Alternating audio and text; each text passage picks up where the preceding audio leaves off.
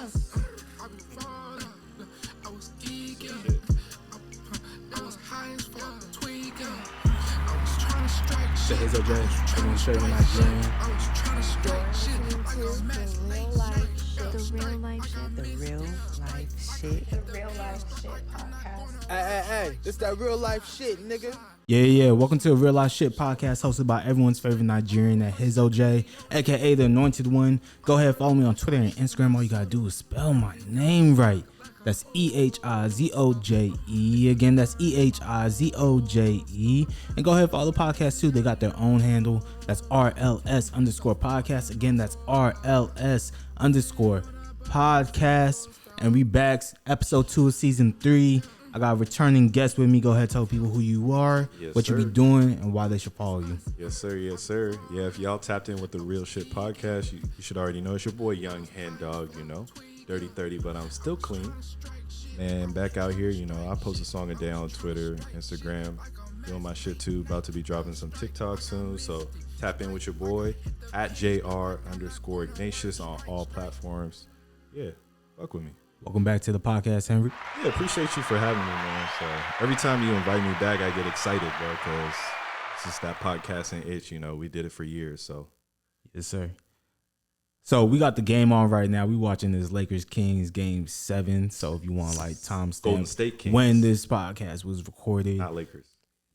You said what? You said Lakers. My Kings fault. game. My fault. Kings Warriors. You Kings ahead of Warriors. yourself. You got the script. I hope I'm not ahead of myself. To be honest, I'm not trying to see another long series with the Lakers, man. If we go up 3-1, I want us to finish it in 6 or 5. So Yeah. what's called these playoff first round series are almost over. I believe this is the last game of the first round. Yes. You've been paying attention? Yeah, I have been. I've been fairly tapped in, even though it's funny. I was just asking you how Sabonis got that cut in his eye. Yeah. But for the most part, I've been pretty tapped in, though. So, yeah, I've been seeing, different guys been going off, like some we expect that go off every year and some unexpected heroes. So, Well, what you shocked the most by so far in first round? shit. Well, for sure, that Bucks series, even though Giannis He was went hurt. out and got hurt, but I didn't expect him to get gentleman swept like that. I think that was I didn't see that shit coming. Jimmy honestly. Butler What hit him about with you? the on my back, boys. Boy. Yeah. On my back. I've had my reservations about Jimmy. Shit, I mean, I'm gonna start calling him Himmy now, but Himmy Butler, Himmy buckets. he's like that, man. He's is. like that. He was guarding all their best players, played more minutes than niggas in that last game too, and then hitting the clutch basket. So it's like it gets to a point where it's like I can't even really keep can't hating deny on it. him. You can't deny it. It gets to a point where it's hate though. So yeah, no, shout out to Himmy, man. Yeah. Jimmy Butler been going off. They got a big win today too. Game 1. Yeah, So. game 1 of the Knicks, and he was going crazy till he hurt his ankle again. Yeah. So it's one of those things where it's like people have started talking like, okay, where does Jimmy rank in the player discussion in the NBA? Because he obviously takes the regular seasons off. Like if you, I forgot who was talking about it, but statistically, like he does not take threes in the regular season. No. And then all of a sudden playoffs come, he's taking 5-6 a game. Yeah. Shooting at 36-37%. It's crazy. Yeah. So it's like, where has this been? But It's crazy. when it happens year after year after year after year on team after team after team, you can't deny it, bro. So I want to hear your ranking, top 5 NBA players, regular season only. We'll get to playoffs. Okay, so we're going to regular season first. Yeah. For sure. Active NBA players. Got you. So I'm not going to do any particular order just because it'll start to get weird, but. Why not? Oh, you want me to? Okay. Yeah. This that Okay. real life We shit, could do that. nigga. Keep it real. From We could do 5, that then. 5 to 1. 5 to 1. Let's 5 do that to 1. then. Let's do that then. All right, so from 5. Okay. From 5, I got Shai Gilgeous. Okay. For 4, I'm going That's to go. wait. Slow down. Good. That's high. That's high. No, so let's get into it then, bro. Why you OKC? why you got him at 5, bro? Because Shai Gilgeous, man, if you really, I know OKC doesn't get a lot of their games televised, but if you really watching Shai Gilgeous play, he playing at his own speed every single night. It doesn't matter who guarding him, nobody can fuck with him, bro. Like, and he's getting damn near. I think he almost averaged 30 this year. So, and a lot of times, it seemed like I forget what his name is, the Australian cat. He struggled a Josh little. Giddey? Josh Giddey, yeah. I know his his first year like was really strong and it seemed like he was turned up. This year might have dialed it back a little bit, but man, Shea jumped into that superstar level for real. So once they get the I forget the cat's name who got hurt in summer league against Bron. Oh, you talking about dang, why am I forgetting his name too? The Skinny 7-foot dude. cat. Yeah, skinny dude. But yeah, him. Once they get Chet Holmgren. Yeah, Chet Holmgren. Once they get him, and then these young guys like Jalen Williams, both the Jalen Williams, and they got dummy Lou picks. Dort, bro. Dummy These guys picks. can really hoop though. And then Shea Gilgeous is a dog, man. So that's why I had him at 5. I think like he plays at his own pace, and nobody can speed him up. Like very Paul George-ish, has great in between game, can shoot off the dribble, can get to the rack, and finishes at a high percentage. Like I forgot what the statistic was, but like he finishes at the paint and like some ridiculous, at some type of ridiculous rate. So that's why I had Shea Gilgeous at 5. Okay. Let me. We'll go back and forth. Okay. At my 5, I got AD, Anthony Davis, and I know he gets a lot of slack for like not being able to stay healthy. But if you look at his like last 3-4 seasons, if you go on mute real quick, if you look at the last 3-4 seasons, Anthony Davis played more games than Steph Curry. Niggas ain't calling Steph Curry like street clothes. Yeah, Anthony Davis, he be getting the short end of the stick on that. Like, it's just a narrative at this point that like he just is always in street clothes. But there's a lot of other guys that miss way more games than him and are not as dominant, especially when they come back. Like when AD comes back, he's dominant right away, bro. So Zion Williamson and Jaren Jackson Jr. got voted to the All-Star game, and at the time of the All-Star game, they each had. I think Zion had like a couple games less than AD, but he was a star, so I understand that's a little different. Jaren Jackson Jr. had only played one more game than AD. You can't tell me that Jaren Jackson Jr.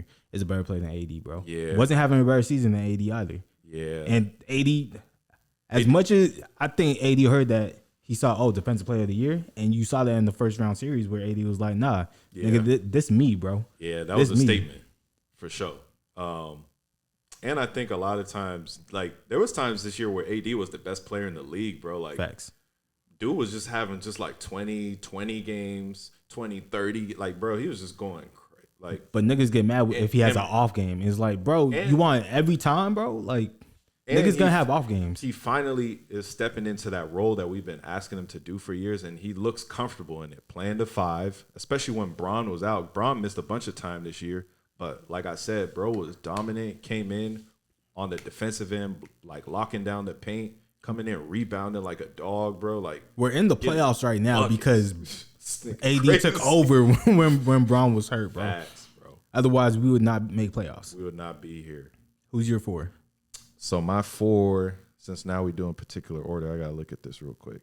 Yeah. Okay, so order. Which is funny. Otherwise, what we gonna argue about? Niggas love arguing. Yeah, no. I got 4 at Jason Tatum, which is funny because, you know, beginning of the year, he was 1. Dude was just balling. But I don't think he was ever 1. I think to start the year, he definitely was 1, especially how, like, the Celtics were playing. But number 1 player in the league or having the number 1 season? Because those are two different, like, questions. Well, I mean, he was the undisputed MVP to start the year, so I'm equating. How much of that had to do with narrative?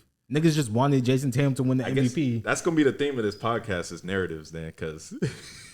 But he was going crazy though. I'm not going. Yeah, he was putting in work, and I'd be critical of him, but you got to give him his just due. So that's why I had him at 4.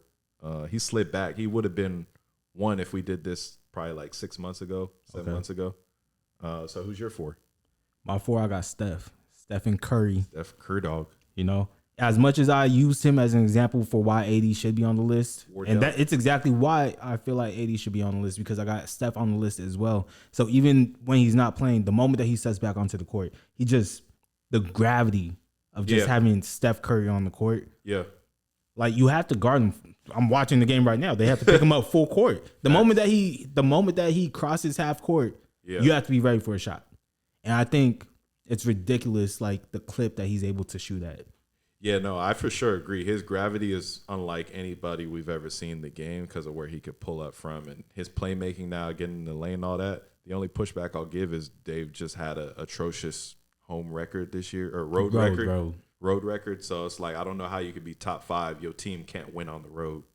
They could not. They were like they lost 20 in a row or something like that on the road. Like that's inexcusable. That's my only pushback, bro. But I mean, Wiggins didn't play. Steph is still Steph. Wiggins didn't play a lot of the season. That's true. The bench is horrendous. That's true. I mean, there's reasons for it. But That's yeah, true. yeah. Steph at 4, you can't go wrong. Three level player, one of the best 3-level players Facts. of all time. The only real knock you could say is defense, and I mean, recently he's been putting crazy effort on the defensive end, so you can't really say too much shit. Yeah. Active hands, moving his feet, everything. So, like, it's hard to expose Steph now on that front as well, unless you're a post up type point guard. Yeah. So yeah, that's my 4. What you got for 3? For 3, I'm gonna go Giannis. Okay. For 3, I'm gonna go Giannis. I mean, I feel like he's kind of like worked himself into this role. Like speaking of narratives, where it's like, bro has essentially the same numbers every year, but It's ridiculous. he doesn't get numbers, an MVP every year. It is ridiculous, but it's like it's the same numbers he got his MVP year. But then people like make it seem like I don't know. There's a drop off when it's really not. He's gotten hurt a little fatigue, bro. bit. That too. He putting his team on his back. No, not even Giannis Or- fatigue. I'm or saying just, voter like, fatigue. Voter fatigue. Yeah. But I feel like he's just been the same. He's been consistent. I think his team has gotten a little bit worse. They haven't signed back some key guys. And Milton was hurt. Yeah, as always. Yeah. This nigga And- always hurt, bro. And even when he came back, you could tell he's not like 100%. Yeah. So That's been a big narrative in this playoffs. Like, there's been so many injuries Yeah. and so many guys playing, like, clearly injured, yep. even with Braun, too. But Kawhi tried to play injured. Kawhi wanted to go out. Yeah. Doctors ruled him out, man. I feel bad for Kawhi. this Kawhi thing, man, But this is a damn shame. yeah, Giannis pretty low for me, to be honest. That's crazy. You got Giannis at 3. I got Jokic at 3. Okay. Yeah. I value defense extremely. And I think Jokic is a like historically great player. Like the shit that he does, we might not see I'll say we might not see for a while, just because even when Wembanyama gets drafted, I don't see him being that type of passer, right? Literally the whole offense runs through Jokic, and he's a pass first guy that could still give you 30, Yeah. which is crazy. We haven't seen that since Braun, right? But Jokic just does it in such a different way. Like, you'll be watching a game and you'll be like, okay, he's doing okay, but Yeah. it's actually 20, 15, and 15. Yeah. And you're like, oh, fuck, right? But again, he gets exposed defensively. He like, definitely. like way too much. So I could never put him at me specifically. I personally you. could not put him at that number 1 spot. If another guy in the league that's also in that same conversation can take him down to the post anytime he wants, step back, start out, this and that. If you had to guess who else I got on this list, like at will essentially, and score on you, and then lock you up. So Yeah. that's how I feel about it. Who's your 2? My 2 is actually Jokic. Okay. Yeah, so that's gonna be my 2. Yeah, I mean, I just thought a lot of the reasons that you named, like, bro, like, you can't really stop him. You get him the ball, he's gonna make a bunch of plays. Either he's happy to score 10 points and get like 20 assists, or the opposite, he'll get 20 points and 10 assists. Like, it's just he get the ball, he gets a touch every time down too. Like, I love to see like his usage rating too. That's another thing.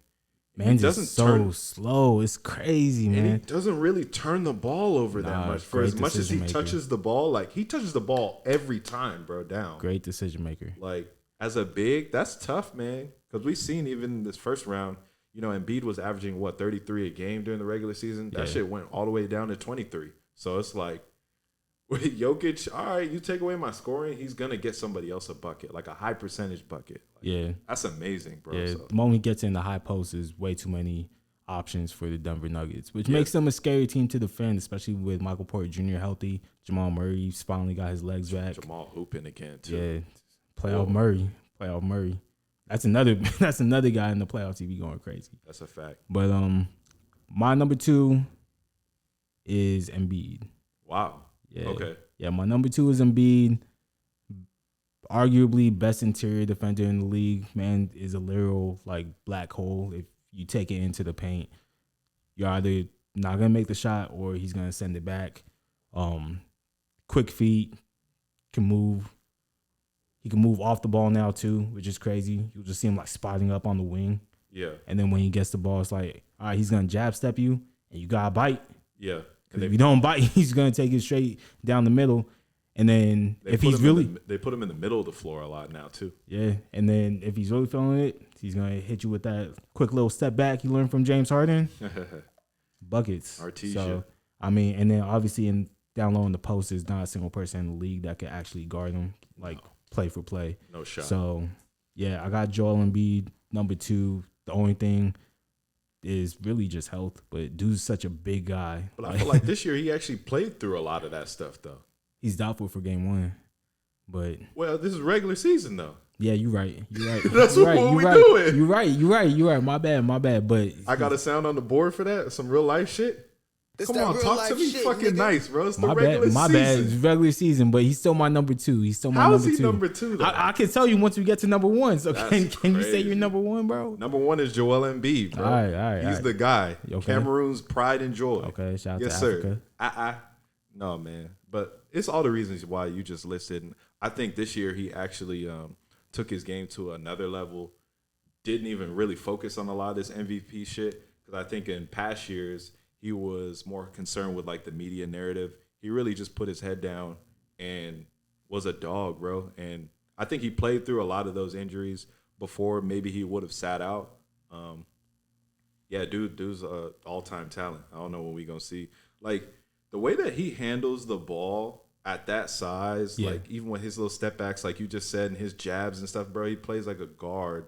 And then he can get in there and just like punish you, like drop step, punch on somebody. Like that combination of finesse and strength is unmatched. And I don't think we've ever seen a center like this with this combination. This is insane. So What's insane is watching Steph Curry go crazy in the second half. He really took over, man. This is about to be Lakers Warriors round 2, most likely. But yeah, man. I can't say anything else about Joel Embiid. I just talked about Joel Embiid, but I'm gonna bring it back to your number 3. I believe it was your number 3. Maybe it was your number 2. But Giannis is my number 1, bro. okay. I'm sorry. Okay. Like, that man puts up 40 and 20 with too much ease. Dude had a bad back and he put up 38 and 20. Yeah. Like that's Giannis Antetokounmpo, bro.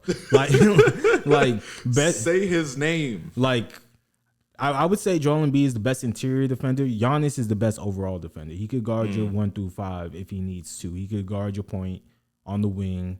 Yeah. He could be your best help defender. Like, Giannis is ridiculous. And then you can't stop him on the other side of the court, bro. You have to foul him. Yeah. So, like, if his free throw shooting was more consistent, which he showed when he needs to, like, make free throws, He if does. it's in the finals, He typically does. he going to make his free throws. I know it was off during the Heat series, but he was also hurt. That So boy was playing hot potato with it. You seen it? yeah, man. But But niggas out here like, oh, man. did not want no free throw smoke, boy. It's so crazy watching Giannis play because I'm watching him like he could barely stand up straight during the timeouts, and then the game starts, and then he's taking it end to end. Like, it's ridiculous. Giannis is one of a kind. Yeah. So that's my number 1. Okay. I'm not mad at that. So now we gotta talk about. I think the only I forgot what I said about Giannis, but that's the reason why I didn't put him at 1. I don't know. You said it's the same numbers every year, which I think that shit is what's crazy to me, bro. Like, there's only so much you could do in a game, bro, and he's already shattering he already shattered the expectations, and he was like, yeah, I'm just gonna do it again and again and again. Like, this ain't no fluke. This is every year. Yeah. This is what I'm gonna do. So Yeah. top 5 playoff performers. Playoffs. Active NBA players. Playoffs. They don't have to be in the playoffs this year. They Playoffs? just have to be active in the NBA. Who do you want on your team? Wait, when you say they don't have to be in the playoffs this year, what do you mean by that? Oh, it's just like, they just have to just be on an NBA roster. Yeah. Oh, Exactly okay. what you had asked before. I was like, Okay. they don't gotta Okay. be in the playoffs. All right. Well, I just did the ones that's in the playoffs, so I'm gonna just stick with that. Oh no, I couldn't do that. So our list probably will. It's gonna be way different. Not That's why, way different. like, It's I not tried gonna to be. ask you. I was like, wait, what you mean by that? It's not gonna be way different. There's Okay. gonna be one name that you probably would put on your list. Okay. All right. Well, I'm gonna just go with what I got. So I'm at 5. I got Russell Westbrook, based off this year. Okay. Obviously, with Kawhi and PG being out. Yeah. Again, that's another person I've been very critical of, similar to like Jimmy Butler. Paul George?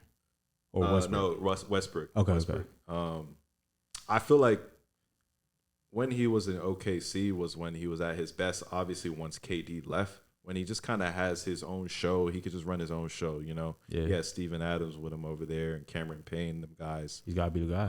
He has the bonus in Oladipo. Yeah, like that type of squad. But when he has to share the spotlight with like another superstar, and he has to like actually think while he's playing, and like play to somebody else's strengths, or try to not play to his weaknesses, that's when it gets kind of bad with Russell Westbrook. But in this playoffs, it showed that he just went out there with Norman Powell and them guys, and they were just he was just sitting guarding anybody, bro. Yeah. KD, D Book, like they showed it by the percentages. Everybody's percentages got dramatically lower, like 20-30% lower when Westbrook was guarding them. Man, this is a pest, bro. And Westbrook got what, 4 or 5 inches less than KD, and still was just bothering him, like just like you said, a pest. Like Devin Booker playing out of his mind right now. Most athletic point guard of all time. Dog. So I mean, salute to him. Salute to Russell Westbrook, man. I got him at 5. So. Shout out Westbrook. Yeah, Crenshaw is very young. My 5, I got Jimmy Butler, man. Wow. I got Jimmy Butler at 5. Yeah, see, ours is gonna be way different. Like that man takes it to another level in the playoffs. The reason why I can't put him any higher than that, I don't know if you could win the finals with him as your best player. So that's where it's like, okay, how far can this, like him playing out of his mind, really take you in a 7-game series? When you're going up against the best. I don't know if they beat the Bucks if Giannis doesn't miss those 2 games. I know the Bucks ended up winning one of those like 2 games, but he got hurt in the first game, had to leave, then he missed the next 2. So and even the last 2 games of those series, they were up by double digits before like Jimmy started going off. I don't know like how far you could go with Jimmy as your best player. I think he's great as a number 2. I think Philadelphia fucked up by not re-signing him. Yeah, they might have a ring by now if he stays there. They probably do. So it's just an unfavorable bounce in Toronto. That's the only reason why they didn't get one maybe that year. So yeah, but even you could say like years like last year when the Warriors won, that it's a wide open year. The year before that when the Bucks won, wide open year. You feel me? So I think it's just one of those things where if Miami had like one more player, one more guy, then that's a scary team to go up against. You didn't think Jimmy, Bam, and Hero, that's not enough? Nah. Hero's nice, but Hero's like he's just a scoring off guard. Got like 6-man. He don't really. He's the Austin Reeves of the Miami Heat. Like he a great player to have, but you can't call him a star, right? He could get you a bucket. Yeah, that's it though, right? You're not really gonna expect anything else from him, right? And if you have a star, you expect everything from that player, right? That's fair. So that's how I feel about it. Your number 4? Number 4 for 4. Man, this is going to be weird, though. Like I said, because I just did mine based off this playoff, so y'all don't kill me because he already started with Jimmy Butler at 5. That's crazy. Number 4 for 4, I went D-Book. Okay, Devin Booker, he going off. D-Booker going crazy, man. Yeah, he just plays at a – I think he's kind of like the opposite of what I said about Shai Gilgeous-Alexander before. Okay. He actually has mastered being able to play really fast, but be very efficient with it. Curry going crazy. Devin Booker just mid-range at the rim. Again, another 3-level guy where he just over the years has slowly just chipped away at every portion of the game, and D Book now is unstoppable, bro. Like they run when they need a shot, they go through him. They don't even go through KD right now. So yeah, so that's why I had D Book at 4. Who your 4 for 4? Kevin Durant. You know his name. You know his name, bro. It's Kevin Durant, bro. Like you cannot guard him. There's nothing you could do with Kevin Durant. You just gotta hope that he doesn't like take over that game. You better hope that he's passive and decides to sell for like 25, 26. Yeah. Because he's gonna get 25, 26, bro. Easy. But if he catches fire, he's going crazy, and he shows it like year after year. Like even that Bucks championship run, everyone talks about it. Like, hey, if his foot was just an inch shorter, man, the Brooklyn Nets would still be together. Be a dramatically different conversation, bro. Man, the whole universe changed because he stepped of on that line. Just bro. off of that, bro. So Shit crazy. So yeah, I got Kevin Durant, bro. Nothing more needs to be said. All right, so we are 3 now, right? 3. Okay, cool. Tres. Tres. I got Jason Tatum. Okay. No, actually, no, my bad. That's regular season. So I get Russell Westbrook 5, Devin Booker 4. So I actually have AD for 3 in this playoffs. Much of the same what we just said earlier. Just dominating in the paint, especially on the defensive end. Just a black hole. Like, yo, he made Jaren Jackson look like a regular player. Like, ugly guy, man. Like just a regular average street clothes ass nigga, bro. Like you just happen to be 6'10", 6'11". Like some of them blocks he got during the series was so disrespectful. Like I wish he would have just kept some of them in bounds. He didn't even need to like swat them out of bounds like he was. But I respect it at the end of the day. You know, just trying to get that edge on your opponent, mentally. But yeah, that's why I pick AD. I think he catches a lot of hell for not playing when he's hurt and being in street clothes, but he's shown this playoffs, you know, his hip hasn't been great. Yeah. He's been playing through that. He gets cut up on the eye. He's been getting grabbed every possession, doesn't really get too many fouls called. Still playing through it and anchoring our defense and, you know, just helping the Lakers to get to where they need to go. So that's why I had him at 3. Tris. All right, my number 3, I got Damian Lillard. Game time, Dame time. You know what time it is? The letter O.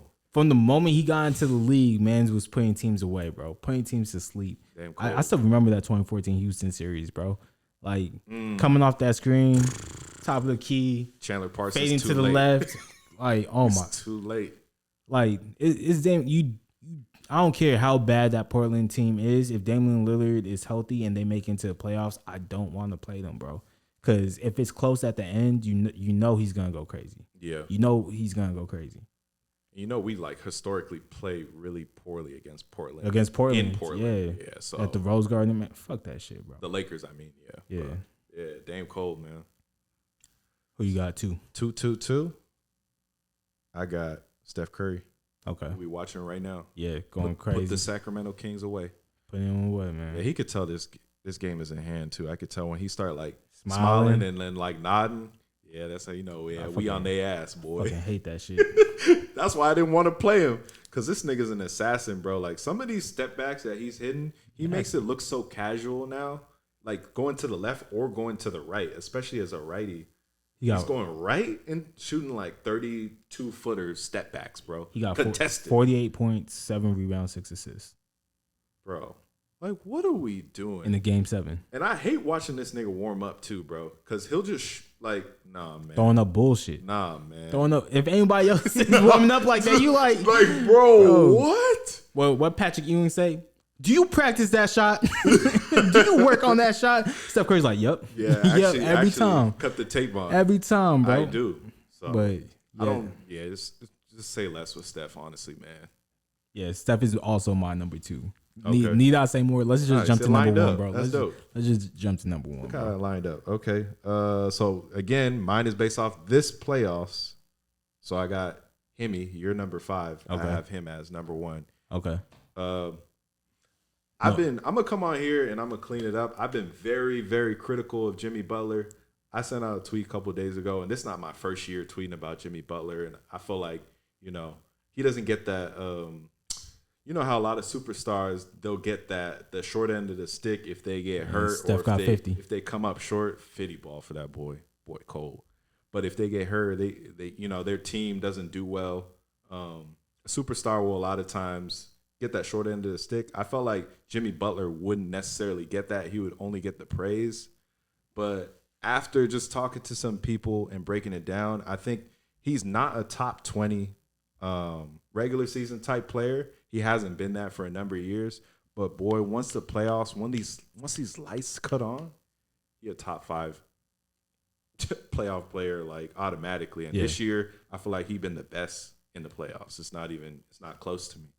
Yeah. Especially with what he has to. You know, he dragging, bro. He got Kyle Lowry and Kevin Love. Hey, Kyle Lowry putting in work. He is. And so's Kevin Love. Like, no offense. Like, But do we know that they were going to, though? I would hope so. Kyle Lowry always, that's another guy that shows up in the playoffs. And Kevin Love, we just haven't seen in the years he's been hurt, though. And Kevin Love, we just haven't seen in the playoffs in a minute. That's true. So now that he has his chance, he's like, yo, I'm well rested, man. I haven't been doing shit on the Cavs. They gonna retire my jersey. I've been chilling for the last 4 years. Yeah. So, but yeah, salute to him, man. My number one. I have a feeling I know who it is. Who you think it is? Did he hail from Akron? No. Wow. No. Because all right, so this was the difference in our list, right? So you went players current, or you said current playoffs. Yeah, so like 2023 playoffs. I'm doing active players in the current play or in this like year. So like wherever age they're at right now, like where would I take them? I don't want 38-year-old LeBron in my top 5. Okay. I fuck with Bron, you know, and I hope he hears this so that he could go off for the rest of it. Because you know he be saying shit. He just need little shit for fuel, bro. Like, okay, you know that's all he needs. I take that personal, right? But my number one is Giannis, bro. Like the Greek freak. Like I said, like when we were doing the number one player rankings, man, hurt. Was still doing 40 and 20. He came back from a hurt back, put up a 20-point triple-double like it was nothing, bro. So I still got Giannis number one, even though he went out in the first round of the series. 38. Yeah. Sometimes you got to, bro. Damn. Sometimes you gotta put up 38 shot attempts when the season's on the line, bro. Closeout game. Steph ain't want to go home. He wanted his get back on LeBron. But yeah, that's my number one. That's my number one. I just wanted to go through these top 5s as playoffs were going on. Jimmy Butler was going crazy. Yeah. I was like, we might as well stamp it. You feel me? Yeah, I feel like that actually ended up being cool, having the different perspectives of the top 5s. Because then we got some like different names in there. So it actually worked out. All right. So this is still a music podcast. So we're going to talk about Don Toliver, Lovesick. The trippy Houstonian who's fit in perfectly with Mentors, Travis Scott's label, comes back with an album littered with songs seemingly dedicated to girlfriend Kali Uchis. Every falsetto seemed to align perfectly on the project with very minimal low notes. He's added to an already very stacked catalog for a very young career. But before we talk about it more, let's listen a little bit. What you got?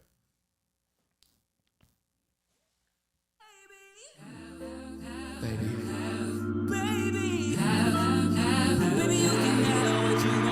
You know whatever you point at, it's yours. It's yours. Girls just wanna have. Girls just wanna have.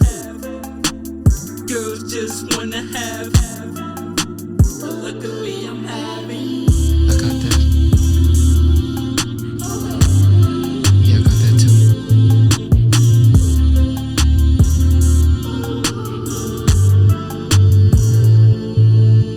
Something's telling me you never had a shopping spree in New York.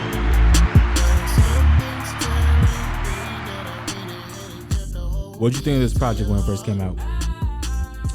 Man, I mean, I've always been a big Don Toliver fan in general. So when he was dropping this project, I felt like he would continue his ascension, just coming off of the past 2 projects. Lovesick is dope, man. Lovesick's really dope.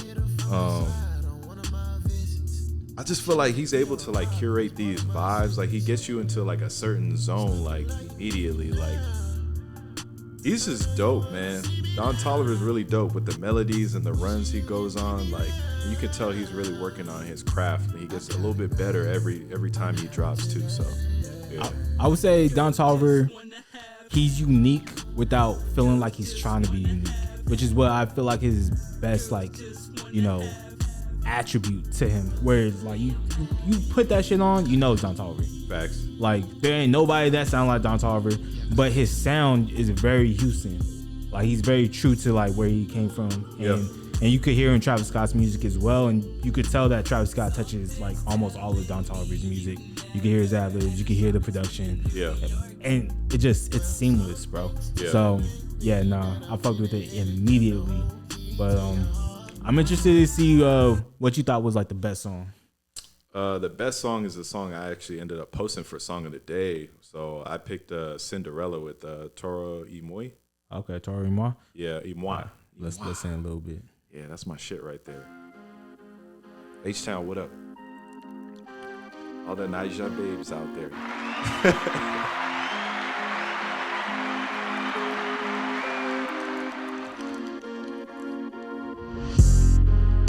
It's a love letter. It's some things that I do, but I won't say I do. You should get to know me better. But it's way too many things that I put you through. She left the years at my house, she thinks she's Cinderella. She braid my hair, rub my back, and roll my cigarilla. And she don't know about that pain, so I can never feel her. I let that cold and shit and rain until I hit that pillow.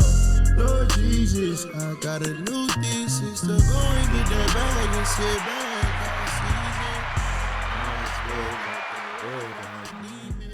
I'm about to ask you how you feel or why you like the song so much, but first, I think it's very dope that the Kings fans are just giving them a standing ovation after finally making the playoffs. Yeah. After who knows how long, taking the defending champs to 7. That shit fire, bro. Yeah. But back to this song. Why Cinderella?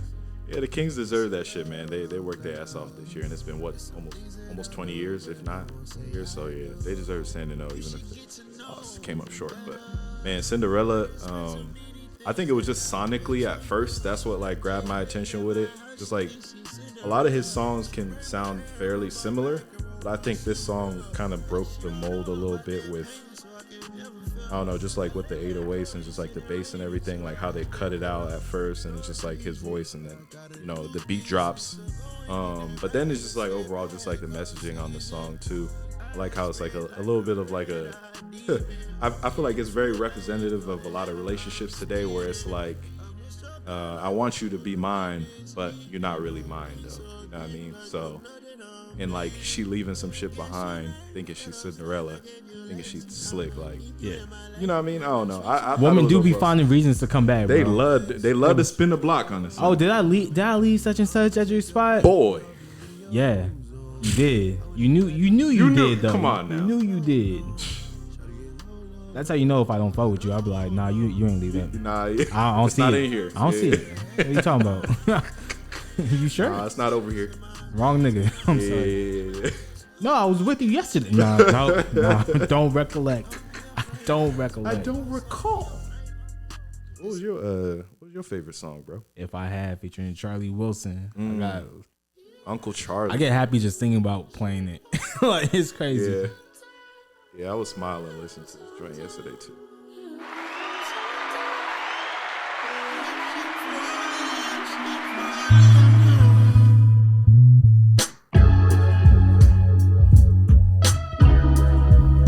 Those motherfucking scents, my nigga. Like, ooh.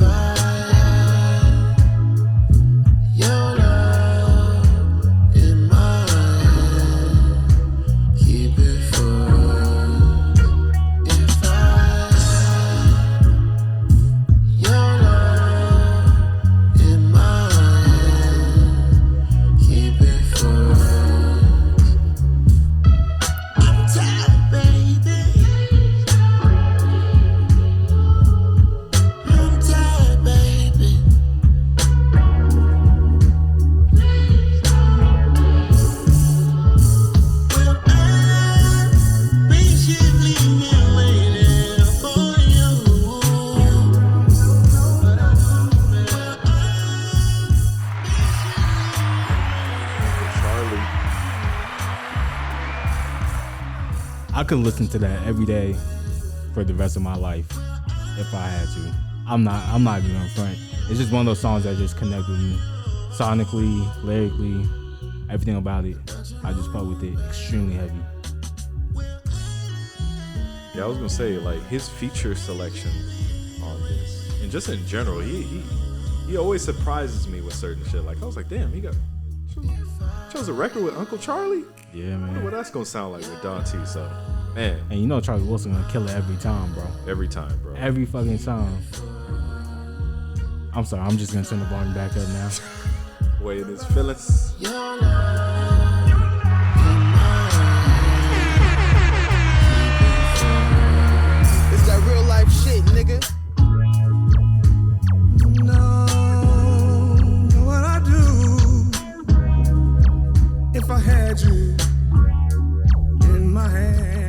You think this is his best project?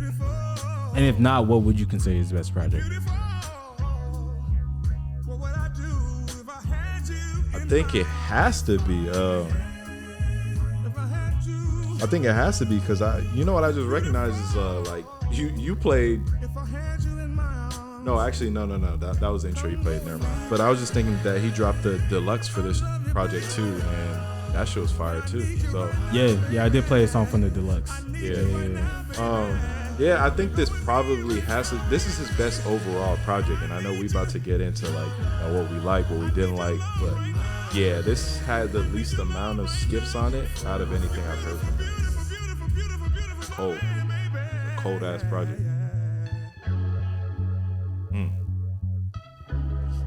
If I had. Get your ass out of here, Charlie. You already got it. You lucky here, no, just now. I was like, wait, was that Henry? I remember that in the song. Trying to gas me. I know I can't sing, bro. All right, what song you deleting, bro?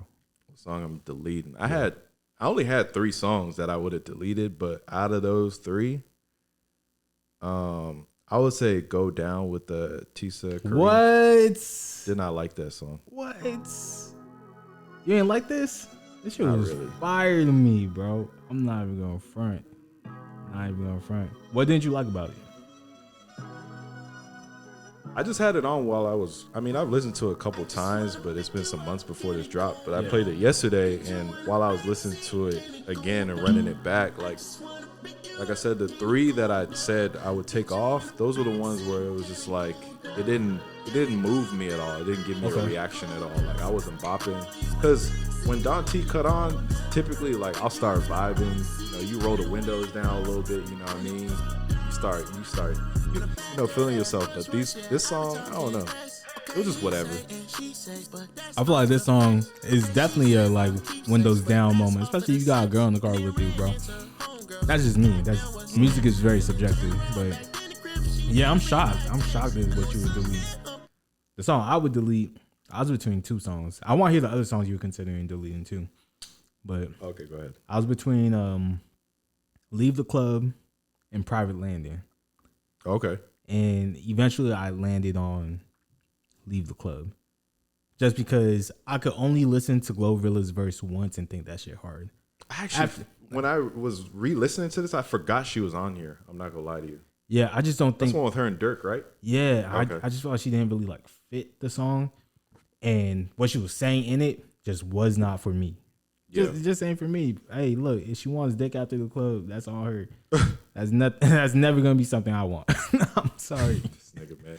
But come on, bro. let the female MCs sing about. And bro, it's the same way niggas talking about they want pussy after the club too. Look, that's fine. That's fine. And I said it's okay for her to rap that shit, but I personally ain't trying to hear that after the first time. It's like, you know what? Let me skip now. That's fair. You know? Yeah, it's not for us. Yeah, we're not the audience. Exactly. Yeah. It ain't for me. It ain't for me. That's why I would delete. I fuck with Glorilla though. Yeah. And then Private Landing was just because I feel like they fumbled the Bieber feature. Yeah. Someone should have told him to go back into the studio. What about it specifically? I remember you tweeting that initially, and I think I said something. You said it wasn't because of that. I don't know what you thought of. It was just arranged like he just went in and freestyled some shit and just was repeating shit over and over again. And it was just like, bro, this the same nigga that was going off on Maria, I'm drunk. Like, y'all remember that? Hold on, let me pull up Maria, I'm drunk. Hold up. Just in case y'all forgot what the Biebs can do on the hip hop track, bro. Yeah, Bieber nice with it, man.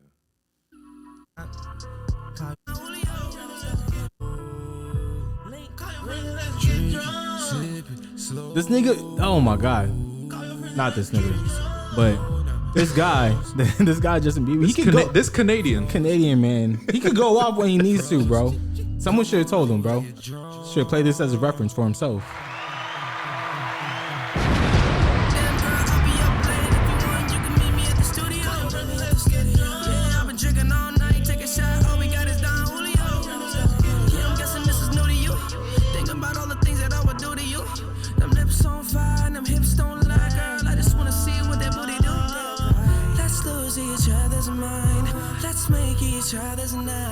Take advantage of time while we both intertwine.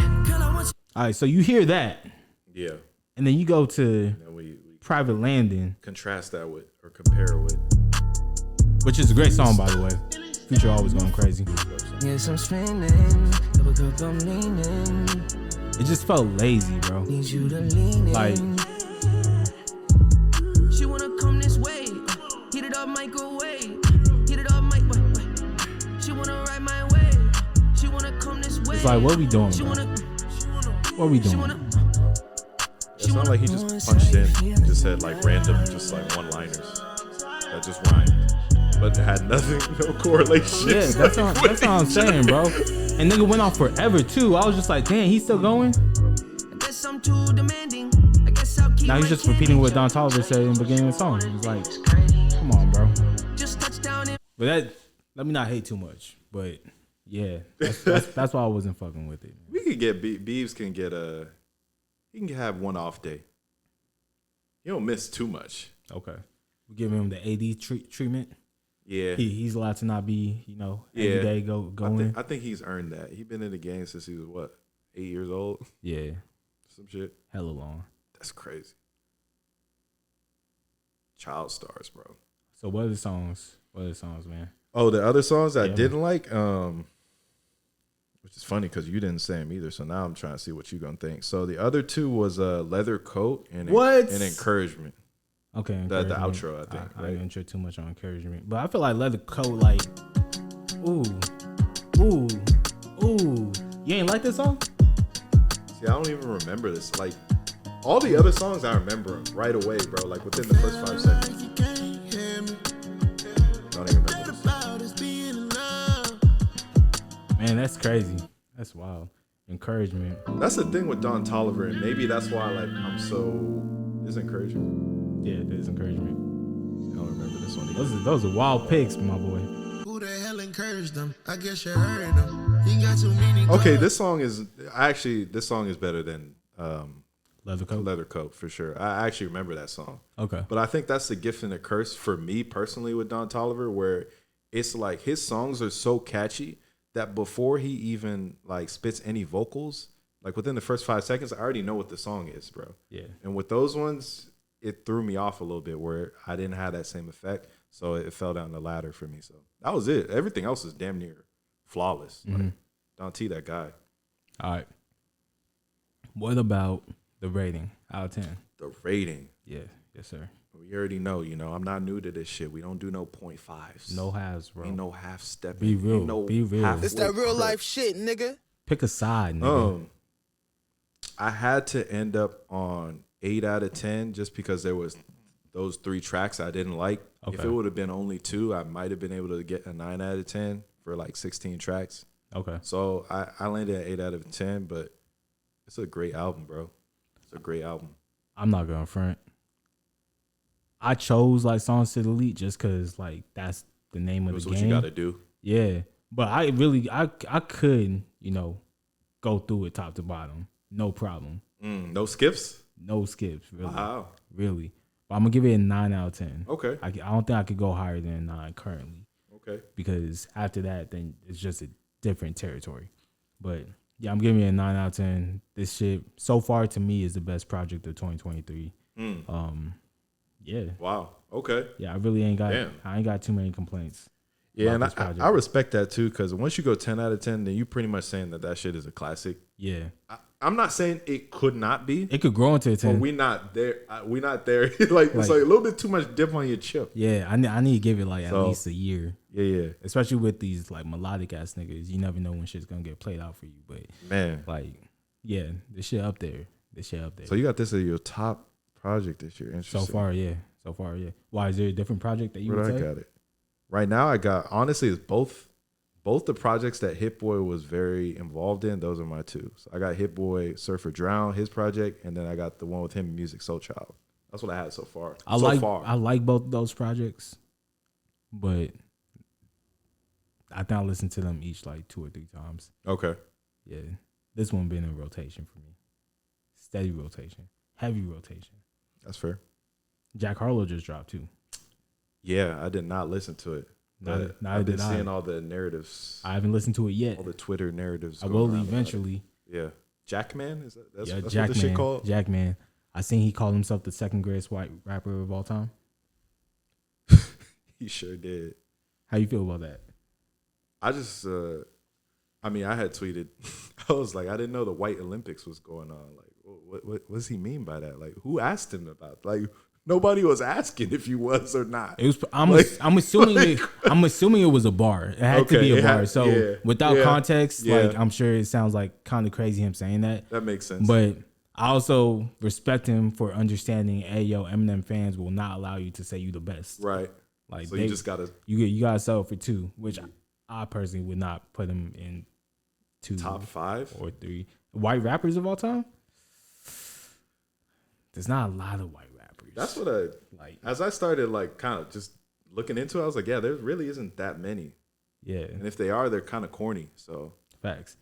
So it's tough. Which gets us into this episode. This shit is gonna be a fucking battle, train wreck. You know? We're gonna go ahead. Oh shit. God. All right, we're actually gonna take a quick little break, but when we come back, we're gonna go ahead and do this fucking ox battle. So white rappers only. All right, my guy, it's on you. It's on me. Yep, round 1. All right. And I'm gonna let y'all decide who you think came up with the better like top 5 songs. I'm gonna let you know right now. I don't go for biggest hits. I go for what sounds good. You feel me? All right. So this is my 5th best record, or it doesn't matter. The goal is to win the round. Gotcha. The goal is to win the round. All right. You coming out your worst. I'm coming out with my best and get quick. No, I'm coming out swinging. All right, man. Coming out swinging. So this is my first record for best white rapper. Come on, bro. Come on, bro. He's half white. Come on, bro. What are we doing? Come on, bro. Go up to your light skinned friend and be like, hey, yo, you white. Find when you're half black, half white friends and go to them and be like, hey, yo, I consider you white, and see how they feel. Yeah, you quiet. You quiet. Come on, bro. I also didn't choose any Logic songs because I went by the same thing. If you have any portion of black in you, you black, bro. I'm sorry. You got any portion of black in you, try. Nigga, try to use cheat codes, bro. Try again, bro. Try again. Well, what's your real first song, bro? No, I thought that shit would be so funny, bro. Yesterday when I saw that, because I was just googling, I was just white rappers, and then of course him and Logic came up, and I was like, oh, shit. So, all right, that was a good laugh though. All right, my first real song. Go with this.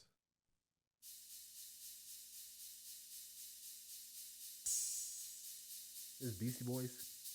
Sounds like, sir. Sounds like something older. Oh, Vanilla Ice?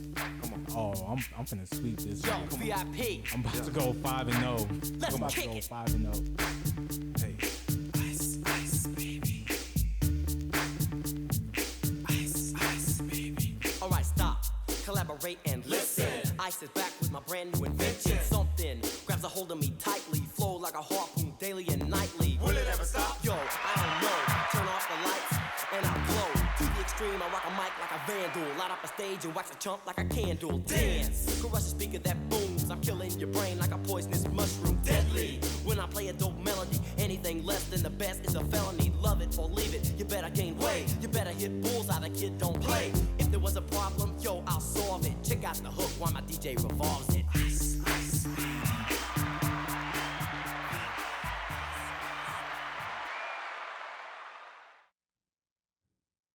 All right, my first song. I'm gonna go "Acting Crazy" by Action Bronson.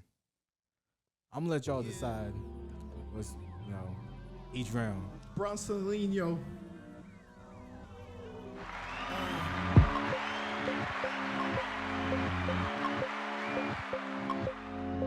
Opportunity be knocking. Let that motherfucker in. Opportunity be knocking.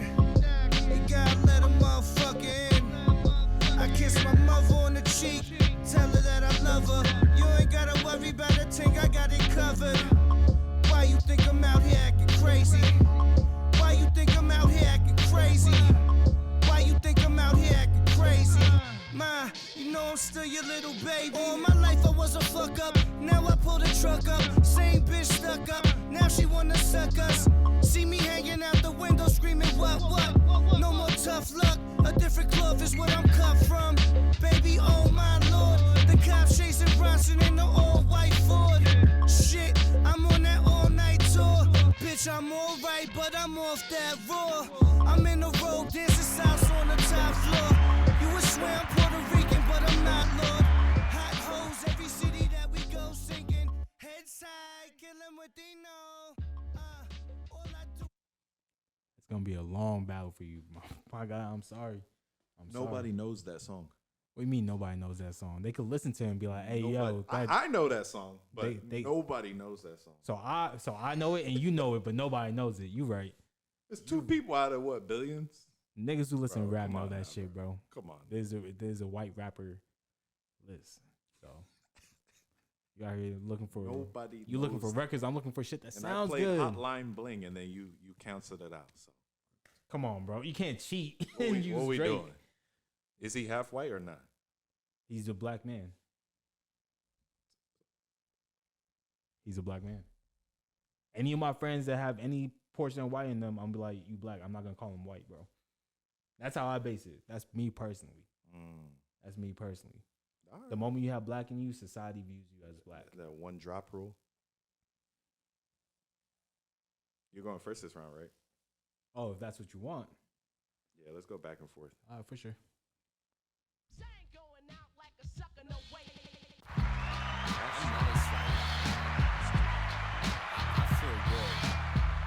If you have a drink, would you please put it in the air?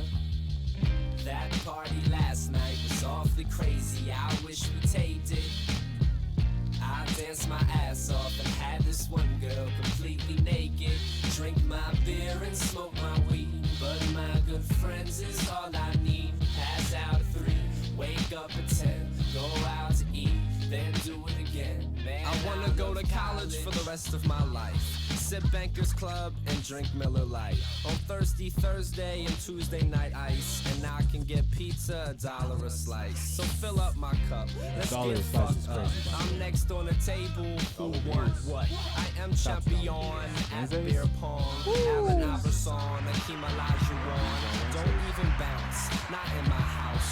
Better hope you make it, otherwise you naked. Time isn't wasted when you're getting wasted. Woke up today and all I can say is that Certified party bopper. last night was awfully crazy. What you got, man? I wish we taped it.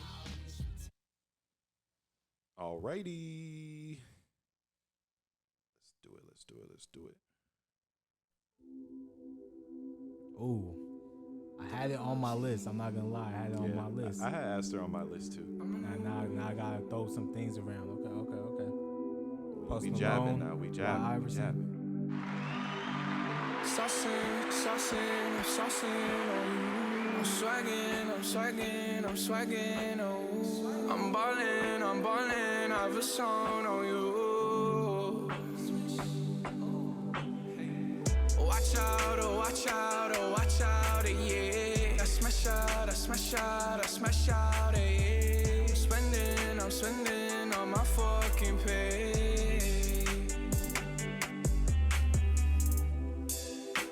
I got me some braids and I got me some hoes. Started rocking the sleeve, I can't buy with no jaws. You know how I do it, can close on my toes. This shit is hard.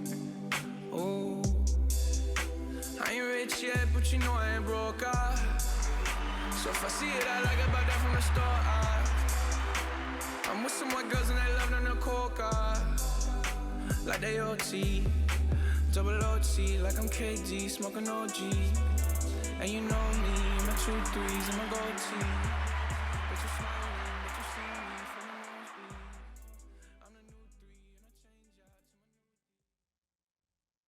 I have a song. All right. Yes, sir. So your turn again. Round three. Round three.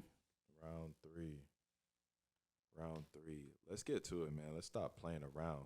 Please play Eminem. Let's get to I it. would love for you to play Eminem. Let's get to it. I knew it. Let's get I to knew it, bro. Stop playing fucking games, bro.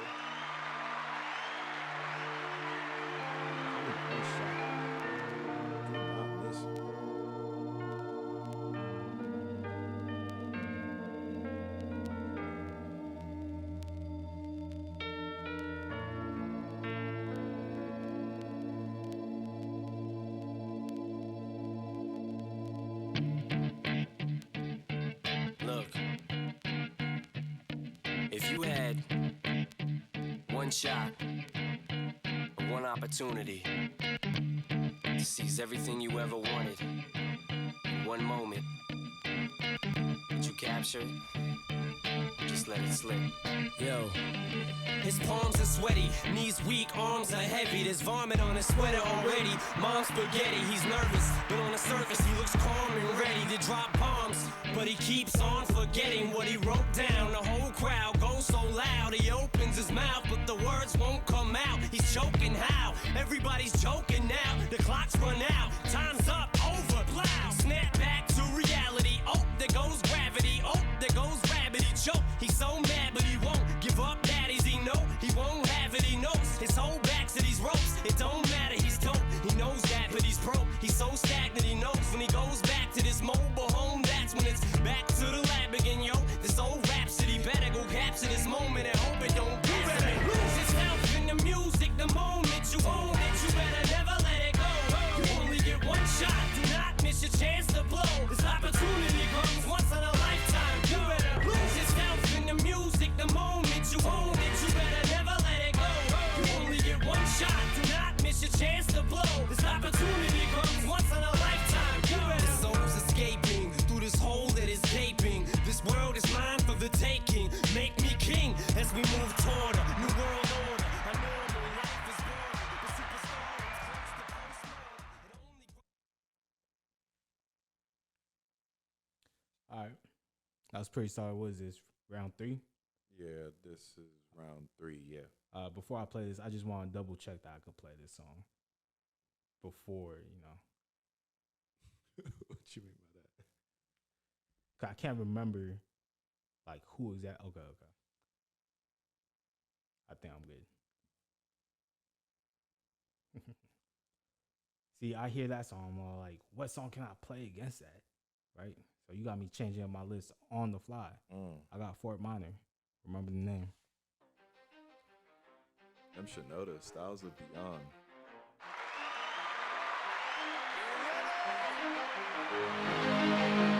Let's go. Yeah. For those of you that want to know what we're all about, it's like this, y'all. This is 10% luck, 20% skill, 15% concentrated power of will, 5% pleasure, 50% pain, and 100% reason to remember the name. He doesn't need his name up in lights, he just wants to be heard, whether it's the beat of the mic. He feels so unlike everybody else, alone, in spite of the fact that some people still think that they know him, but fuck him, he knows the code. It's not about the salary, it's all about reality and making some noise, making a story, making sure his click stays up. That means when he puts it down, Tox picking it up. Let's go. Who the hell is he anyway? He never really talks much, never concerned with status, but still even him starstruck. Humble through opportunities given despite the fact that many misjudge him because he makes a... All right. We're on round 4 now? Round 4 for 4. All right. So I got a couple songs left. But I can only play 2 of these. Same here, yeah. I'm trying to strategize.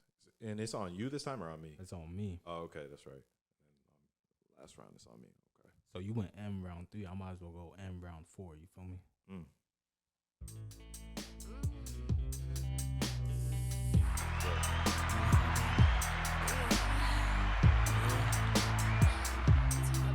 You want me to tell you something? I know what you want to hear. I know you want me, baby.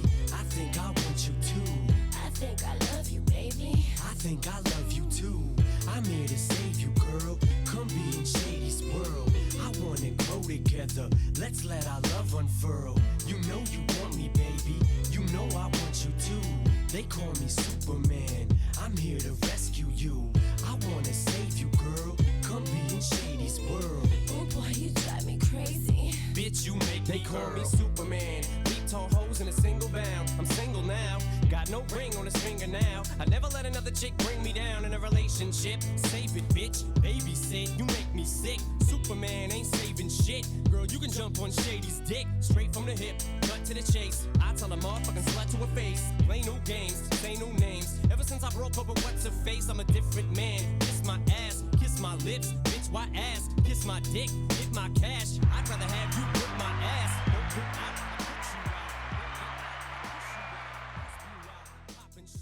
I have to cut it right there because, you know, some of those lyrics don't age.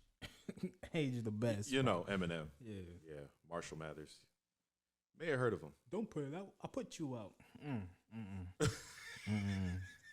In this era, bro. This that real life shit, nigga. Some of this shit wouldn't fly if it came out like today. Boy. All right. So yeah, you had me moving stuff around too. I'm gonna have to go with this one. I'm gonna have to go with this.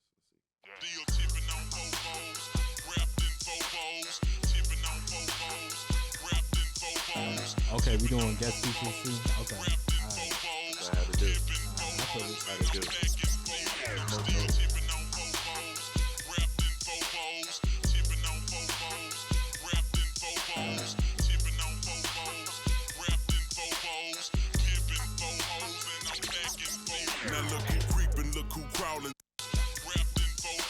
Yeah, skip to the white man. Skip to the white man, please.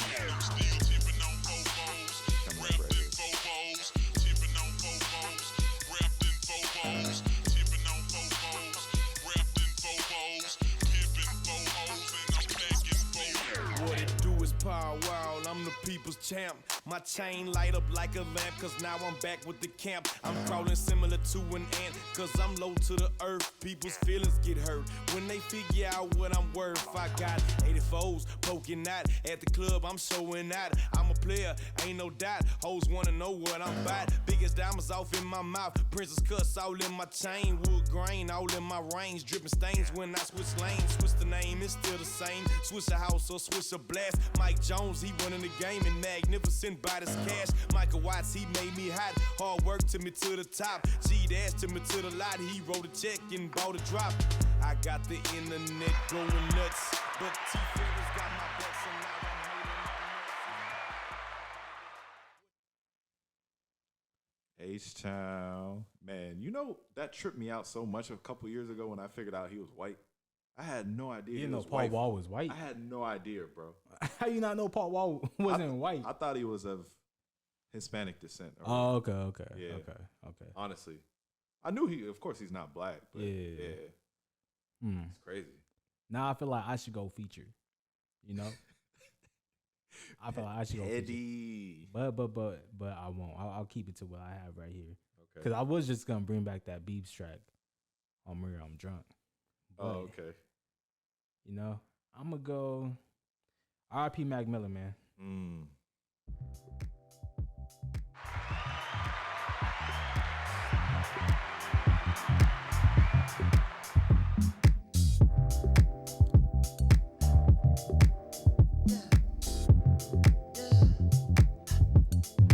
I can't keep on losing you over complications. Gone too soon. Wait, we was just hanging.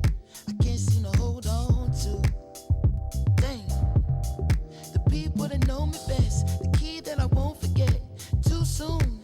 I can't keep on losing you.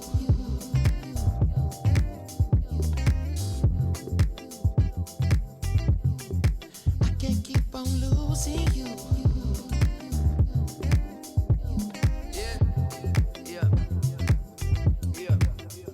How many mistakes do it take till you leave? When I'm left with my hand and my face all red and the face looking at you like, wait, I know I ain't a saint if it ain't too late. Well, I can't keep on losing. I run away so fast, no my heart like gold, but it break like glass. No my shit get old and I act so young, baby you so cold. Never had no son, you don't wanna grow up, yeah the shit no fun. So when I get home, I'ma give you some, make you feel like wanna hit that drum. Yeah the dick ain't free, I don't get no fucks. Yeah it's complicated, got you frustrated. Get home late and you don't trust me, baby. You way too drunk, you don't know what I'm saying. You can drive my car, don't drive me crazy. Complicated, got you frustrated. Every single night I keep you waiting. You say you don't care, that's what you saying. We both know that's some bullshit. Okay, we be fighting, we be reuniting. Kiss me, touch me, tease me, me excited. I'm going to let y'all decide who you think won that Ox battle. I feel like I held my own, you feel me? Next time, I'm going to have to go down the rules. I'm gonna have to talk to the person so that we on the same page on what can be played and what can't be played. I'm crying. But I like that Paul Wall joint. I'm That Paul crying. Wall joint. That was smooth of you. That was smooth of you, bro. So we're gonna go from white rappers to Snowfall, Cocaine White, that Marilyn Monroe, that Madonna. You feel me? Did you watch? Of course, bro. Of course, I've been watching Snowfall for some years now. So How you feel about the ending specifically? Not even the last season, just the last episode. The ending specifically, just the last episode, I think it was dope. I always love how shows. Those are some of my favorite shows, actually. When it shows, or actually, we could go last 2 episodes. Cause I feel like they intertwine with each other. Oh shoot, the last 2 episodes. Oh yeah, so okay. Are we doing spoiler alerts here? Spoiler alerts. Man, it's been a couple weeks. If you haven't seen that shit all over Twitter by now, you feel me? Right. So when Sissy shoots Teddy, yeah, that shows. That shit is that's an all-time TV moment. He blowing it. But I'm gonna just speak specifically on the ending. I love when shows do that when things start how they finish, because I think that that's so representative of life. You know, we born from our mother's womb. We become, adolescents. We become adults. We start working, and then eventually we become elderly, and we become like a baby again. So I think that's a beautiful message when you can convey that within a show, especially like how they did in Snowfall, when they can convey just how something started where it finished, and did it start the cyclical nature of just the world and society too. So did it start how it finished? I mean, Franklin ended up in the same spot his dad was at. That's not how it started, though. That's not how it started. But he started with all the opportunities in the world. Yeah, he could have been anything.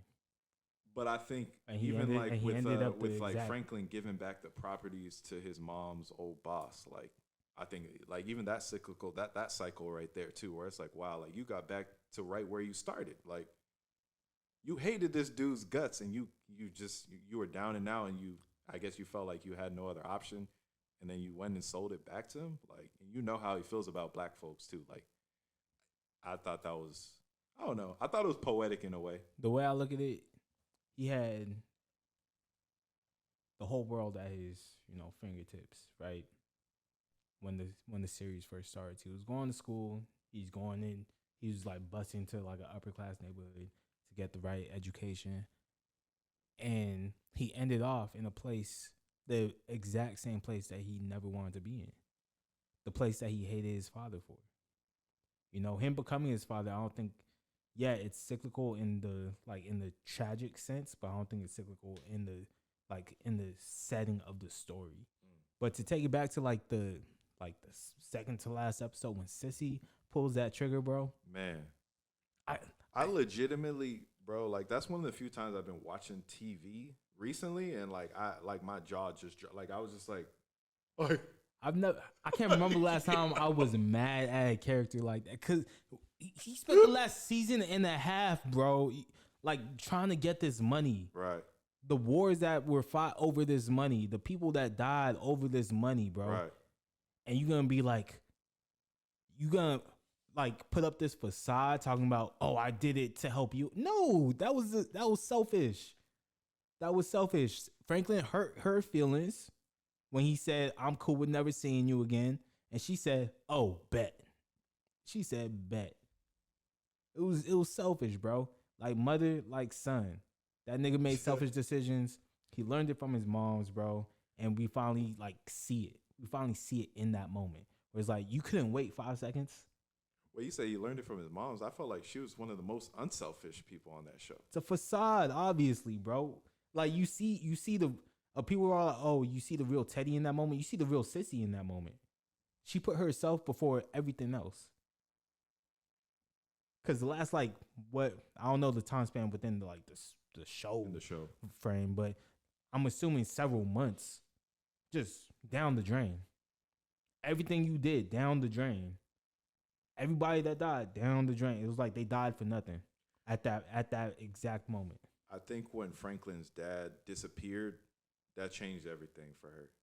especially because she didn't get any answer. Like she really didn't know what happened to him for so long until obviously the end there, which that's a whole thing in itself too. Like that little cat and mouse game that Teddy was playing with her, talking about like, oh, like, you know, he's in a jail and down in like what, Costa Rica or somewhere. I don't know where he said, but like, yeah, but that Franklin's dad was down there in the jail and that he didn't actually get killed. And if you let me get out of here safe, then, you know, I'll make the call or whatever and get him out of there. 5 seconds. I thought that whole You couldn't wait 5 seconds. That whole situation was wild. He was about to say she the really password. believed him though. I think that's what's crazy. Cause she's stupid, bro. Yeah, Sissy. that was wild to me. Sissy was a dumb character. Damn. Like, but it was okay because it's like that's Franklin's mom. Like she's just a minor character, and then she does this bullshit, bro. It's like fuck. It is sad though to see like again where Franklin started and like you said, how he was going to school. He had his head on straight. You know, they were struggling, but bro, he really in this last season he sold his soul, bro. He sold everybody out.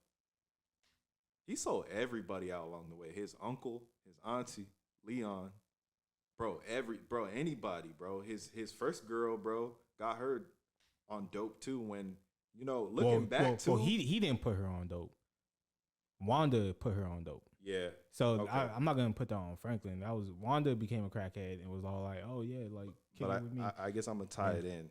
Like looking back, we was all upset at I forget what her name is, but his old girl's dad, who was a cop. We was mad at him for like, we thought he was player hating. Like, let Franklin get his money.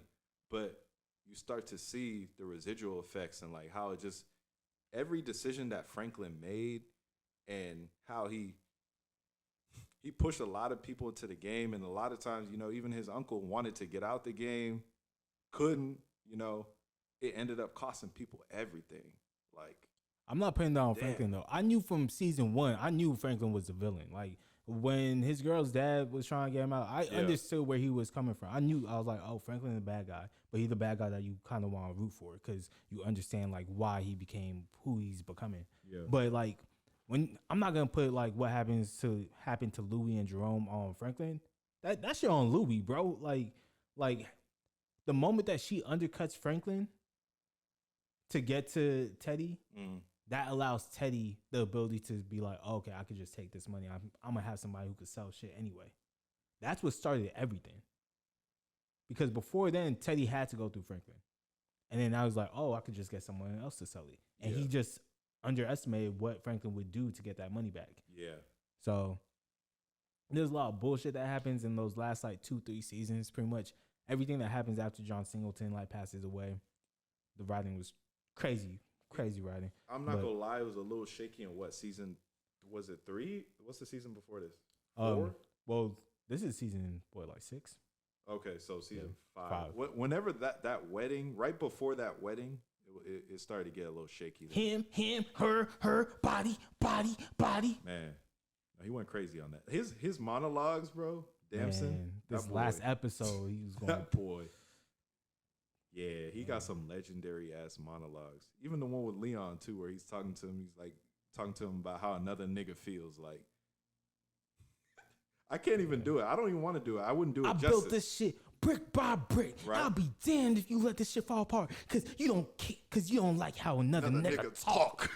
I was like, sheesh. And up until that point, bro, Franklin never really flexed on Leon. Like, Leon was the muscle up until that point. So for him to, like, he G-checked him right there, bro. That scene, because I seen that scene on Twitter, and that's what got me to start watching. I was like, okay. Really? I was like, that's you know what? It took? I was like, let me go back to wow. the episode 1, because I think I had. Dang, that's crazy. I had tried to watch it before, but, like, the first couple episodes are kind of slow, so I was just like, all right, whatever. I just never went back. And I seen that scene, I was like, wait, this nigga acting for real. Let me go back. Because even in this, like, the very last scene when him and Leon are walking down that alley, bro. Yeah. Like, man, like, you just feel such empathy for Franklin as a character. And you know that he dug his own hole. Like, he dug his own grave. But at the same time, like, when he, like, looks at Leon and he's like, bro, I'm proud of you. Right? Because you actually made it out. I wasn't able to make it out. You made it out. Like, I'm proud of you. And Leon has that single tear, and he's talking about Saint. Leon had hella survivor's remorse right there. Saint, man, because he the only one, bro. He the only one. Damn. He if you would have started from when you started the show, out of everybody, you would have. I thought he'd be the first one to get shot up, right. bro. Exactly, bro. Nigga was going crazy, man. Nigga wasn't thinking shit through, bro. And now he's like, man, that's crazy. Yeah, that's wild. I was gonna say too with Franklin, I think he was so ambitious that, you know, if you from LA, you know, like how a lot of the politicking is out here, especially with like the gangs and stuff like that. And he honestly like turned a blind eye to a lot of that shit and thought like he would be able to, because he's obviously Franklin's a really smart character, so he's very bright. You know, he's very book smart, but he's also really street smart too. So he felt like he would be able to manipulate a lot of situations. And despite, you know, certain gangs and certain neighborhoods not getting along, they would still be able to get along because they're making money. But I think, again, same way that I think Teddy underestimated how much Franklin would do to get his money back. I don't think Franklin took into account, like, you know, how some of these neighborhoods and the beef that already existed and beef that came up because of like them interacting so much, how that shit fucked everything up. Like, damn, man. Yeah, it shows dope, man. Overall, I just think he also scaled a little bit too quickly. I think that was my biggest point with that. You know, he scaled so quickly and manipulated so many people, especially in his inner circle, that it got to the end and like you just saw like nobody really fuck with him anymore because they were just burnt out. So, are you saying scaled, or do you mean like he regressed, like personality wise? Like, I think like he scaled his operation really quickly. I don't think so. It took him a minute. Like it did. It showed him at every step. It's a show. That's what I like about the last season. When he stepped back into that trap house and he was like, "No, I'm gonna show you how to do it." Yeah. And it's like, "Oh yeah, I remember when they were learning how to fucking cook this shit." You feel me? So I mean, I feel like I'm not saying he doesn't know like the ones and twos. Like he knows how to do it, but I think no, you're saying it went by too fast.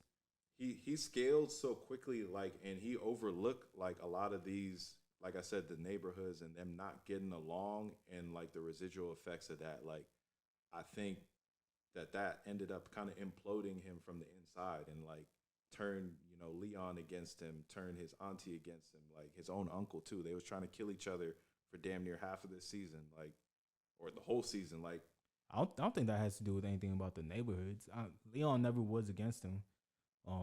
The aunt uncle thing was literally just about the, like, she went behind his back to Teddy, you know. I feel like they showed a lot of politicking, even when Manboy was in there, and then what's his face that's in the fucking projects. I forgot dude's name. The crazy nigga that turned sane. I think his daughter died, right? Yeah. I think they and his wife. I think. Yeah, I think they showed the politicking a lot in this, which is why I like so much about the series. But the ending was just so unsatisfying because you want him to get the money because he's trying to go straight, bro. You talk about Jerome wanting to go straight. Franklin said Franklin was out the game. When his money gets stolen, he's out the game. He had to buy his way back in. He was like, bro, first Peaches stole from him, right? And then we finally see Peaches at the end, crackhead. But like at that point, he's like, yo, I'm just doing real estate. Yo, you want in on this? Oh, you don't want in on this? And it's like, why didn't they just say yes at that point?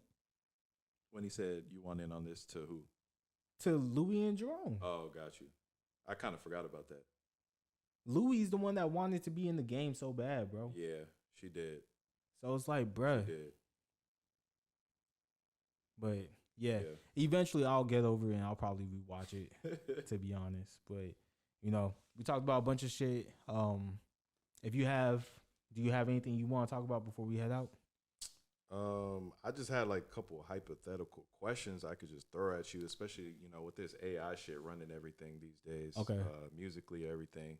But did talk about AI last pod. Oh, you just did too? We could run it back. Okay. So this one's just like a little hypothetical question. I just actually got posed to me when I was listening to another podcast. But, you know, what are we going to do if, because essentially one day, like, the AI is going to get to a point where it's more proficient than it is now with ChatGPT and some of these others. but it's gonna get to a point where like it's running everything in our society, right? So when it gets to that point, I don't even think it's maybe. I think it is. I think it's maybe. Because even right now, the AI, it's not writing the lyrics. Like, someone's writing the lyrics for the AI, and then they're just saying, do this in Drake's voice. Yeah. You know, so I think But eventually it's going to get to a point where it has enough information source to where it doesn't need anybody to tell it. It can just figure it out. Or rapping is so, like, pinpoint, and, like, you have to know what you're doing. Because there's so many different styles of rap where I don't think the AI will ever actually be able to like write its own like quality rap on a macro basis. You know, everything's just gonna sound the same. It's just gonna have like one standard. But like you will never be able to be like, there's never gonna be like another E40, right? You won't be able to be like, hey, like create a rapper with his own style. Like that's just not gonna be like it. Like even the AI, the artificial rapper that was making his waves, like, oh yeah, nigga just sounded like 6ix9ine, bro. Like, yeah. If we're being for real, like, it will only ever be able to base itself off of what already exists, and without it being able to like have any nuance to it, I don't think everyone's always gonna be like, oh, okay, that's AI. Yeah. Right. So that's my opinion with it. Yeah, but my point, it wasn't even so just off of fuck music. I'm not even talking about music. I'm talking about like the bigger picture. So it gets to the point where AI is running our society, right? And it convinces people that it's God, right? And it dictates a new religion. And you know, you see how a lot of people out here are followers and they don't critically think. They just take it. Whatever they take in is just what they take in. They just don't even question it. So when it gets to that point when the AI says, you know what, this whole time y'all been worshiping these false idols. I'm God. I'm finally here. I've arrived. What we gonna do? I think that's just bullshit. What you mean, bro? I don't think people understand how long it's gonna take for like AI to actually be like and actually self-thinking. And there's like reports and all these like studies and like journalists that have gone out and have talked to these like 10 companies that are like working on their AI, and you'll see like these things where like they'll be talking to the AI and then all of a sudden the AI is like, oh, I want to kill myself. Like, and then yeah, like there's still those hiccups. And then like 5 seconds later, it's all like, oh, do you love me? You know? So like it's I don't think there's ever gonna be a point where society's like, oh, this is God, because it's man-made, you know, unless you're trying to say that society, that there's going to be more people that believe in AI over the people that actually created the AI, you know, and there's always going to be that power dynamic where it's all like I'm going to create this, right? So that's where I say like that's bullshit, where it's like we know where it originates from, and you can't really say that for anything else. That when it comes to the supernatural, over time that people don't do their research, and as time goes on, they will forget where it actually came from. People won't care, or they won't care where it came from. I think that's They're just talking about right now. I think that's a very small sect of society, and we see it all the time, like on the internet. But if you actually like speak to intellectuals, it's like, oh no, that's bullshit. Like we also see people getting dumber and dumber by the day too, bro. Like what people though? Like I'm talking about the population in general. I'm seeing the Chat GPT, like that was man-made. So you can't say people are getting dumber and dumber if people are creating these like that's what I'm advancements in technology. Look at when like people are becoming GPT came out 5 years ago to today, like how quickly it scaled. That's what I'm saying. People are becoming smarter and smarter. The AI is getting faster and faster, bro. Like that's what I'm saying. There's smart motherfuckers out there, bro. Yes, but they'll never be smarter than AI. It's impossible. What do you mean smarter than AI? Like AI can, like it's already eating up so many jobs within the industry. Like even software engineers are like losing their jobs at Google, like all these big tech companies. They're not losing. That's just today. They're not losing it because of AI, bro. They're losing it because interest rates went fucking crazy, and all these tech companies overhired during the pandemic because they thought that their gains were going to last over time. So you're just seeing the pre-recession like effects, and more people are going to lose their jobs within the next 2 or 3 years. It's not because of automation. Like you need people to write these codes. You need people to write these codes. So you think this AI coming out now and these interest rates bubbling and all the markets going to shit? So like we could really get into the conspiracy. No, you know what I mean? So that's like a whole. No, that's a whole deeper, darker. All at the same time. No, it's not the same. Okay. It's not. But all these things are happening all it's at the not same time, though, right? The reason why interest rates are going up is because the feds need to. It's gonna sound counterintuitive, but they need to. They have to break the market to correct it. Yeah. To where. Yeah, it has nothing. They To don't where- give a fuck about AI, bro. Yeah. They're trying to fix the economy, bro. I'm I'm talking about down the road. I'm not talking about right now. What I'm saying with the religion shit, this is like 15, 20 years down the line. This is not today, bro. Nah, you talking like 100, 150 years down the line, bro. ChatGPT scaled within 5 years, bro. Do you know where it started to where it's at now in 5 years? How bro. long do you think it takes for religions to like actually be like palpable, bro? Like that's my question. Like, you think people are just gonna believe overnight? Like, No. like it take. That's what I'm saying. You're talking about like 100, 150 years from now, where for that to even be possible for people to be like, oh yeah, I follow the AI religion. 15, 20 years, niggas is still gonna remember 2023. Well, Niggas gonna be like, know oh, I about remember with ChatGPT, bro. I don't know about you, but most of my friends now are was atheists. They don't believe in anything at all. Okay. And that's growing by the day as well too. So as we keep moving forward, I don't know. I'm just saying it's a So possibility. now you're arguing against your own point. No, I'm just saying that there's more people that actually don't believe in anything right now. So now if we introduce that and then, time passes, and again, like I said, people don't really look at where things came from or where they originated or do research. They'll just be like, oh, okay, well, this sounds good. It's everywhere. I see it everywhere. It automates everything. It computes everything. It does all the jobs that I see around me. Why not? Why is it not God? If all the intellectuals die out, then yeah, I'll agree with you. Okay. All the accountants, all the tech people, all the engineers. That's how you know this is a good ass question. All the doctors, all the lawyers. It's a good ass question. At that point, if all those people die out, then I'll agree with you. Yeah. Yeah, just people who dropped out of high school. No, man. Yeah. Just on some Terminator shit, some Skynet shit, bro. That's all. What's your other question? The other one was just what was the other one? Oh, so this one's just like more playful. So it was just like, imagine if men had to walk around with their net worth displayed over their head, and then women, on the other hand, they couldn't wear any makeup. And that's how society functioned. I don't know why I just randomly thought about this one day. So like we had to have all our assets, right? Our assets, shout out to Earn Your Leisure, listed, maybe our liabilities too. Yeah, and then net worth would be assets and liabilities. So, and then women had to show their assets, but without makeup. Because I guess what I was thinking about is because, of course, men have to be financially stable and are typically the ones that are the breadwinners, even though that's changing more now. And then a lot of times women are attracting their partners based on their looks, whereas the men is with their wealth. So I was like, oh, that'd be an interesting question. What does society look like with that? Well, it's 2023. Black women make more money than black men. Hello. They also have more degrees than us. We love that. I feel like the scenario you're bringing up is not a fair trade. I feel like they should also have to show. Why you make it just about black people?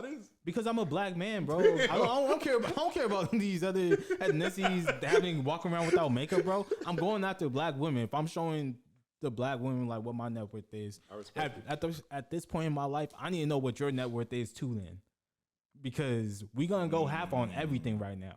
Like, we going Dutch? Like, I live in LA, bro. Like, shit's expensive, dog. I heard you. So it's like, yeah, nah. If it's like we both have to show our net worth, bet let's run it. Let's run it, bro.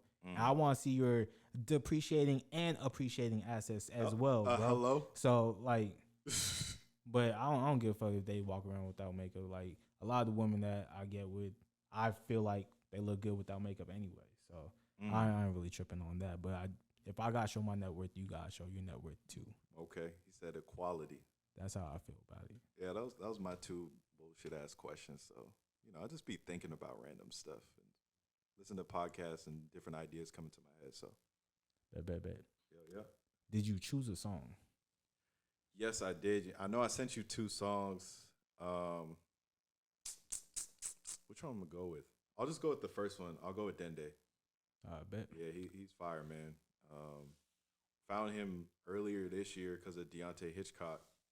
So yeah, he's dope R&B cat from down there in Katy, Texas. So hopefully y'all like this record. Probably my favorite song this year. So Artist and song name? So it's Dende Nightmares. Enjoy.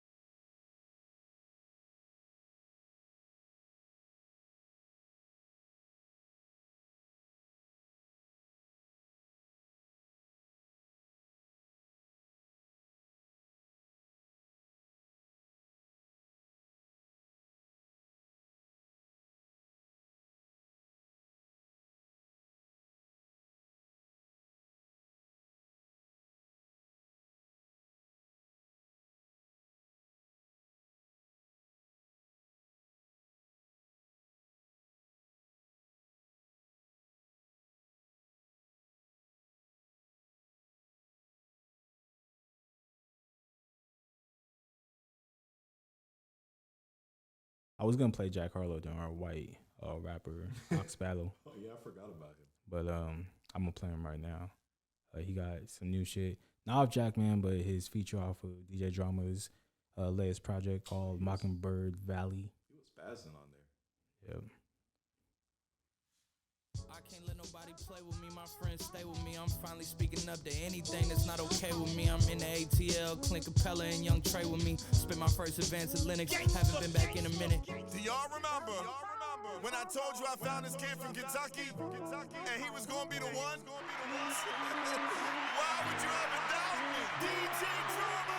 I can't let nobody play with me, my friends stay with me. I'm finally speaking up to anything that's not okay with me. I'm in the ATL, Clint Capella and Young Trey with me. Spent my first advance at Linux, haven't been back in a minute. Love me cause I'm so authentic, Mitch McConnell still in Senate. Ocean rising by the minute, just like us we came to win it. I got properties for tenants at a steakhouse in Chicago with Cole Bennett. Talking friendship, loving business. It's just so crazy to be young and rich. What kind of life is this? All I needed was a WAN, long way from a wife and kids. Hollywood done turned me right into a multi-hyphenate. And still I play it cool, I don't get hype for shit. I'ma let you talk, but wait till I finish. Yeah, we getting cake, but all the time we spent together's what the icing is. Cannon put some life inside this beat, that's why it's looping while I'm writing this. Y'all's whole personality, self-righteousness, and I don't like that shit. Trials and tribulations, success and motivation. Oh, you didn't see us coming this far. Who else you expected to set the bar? Shit, we the ones, the twos, the threes. That means we the one and the 2-3. Riding around the city with Martin, I feel a movement starting. People asking how long I'm in town, got no plans of departing. Kevin Hart booked me in Bahrain, I got Vegas in March. Aside from that, I'm playing indoor soccer and going to Target. Of course, I got a main, but I'm still out here a la carte and playing Dolly Parton in the crib. This is not an apartment, could have been the hardest niche artist, but I like charting and I like to see my brother's pockets green like the Michigan Spartans. I just hit Shiraz, got the lamb kebab. Yeah. Another episode. We talked about a bunch of shit. As always, kept it real. As always, you know, we talked about a lot. At the end of the day, I think we realized freedom ain't really free. If you let Franklin Saint say it. But yeah, you know I gotta finish off the same way. As always, keep it real. All time. And all time, keep it real. You're listening to The Real Life Shit. The Real Life Shit. The Real Life Shit. The Real Life Shit podcast. Hey, it's that real life shit, nigga.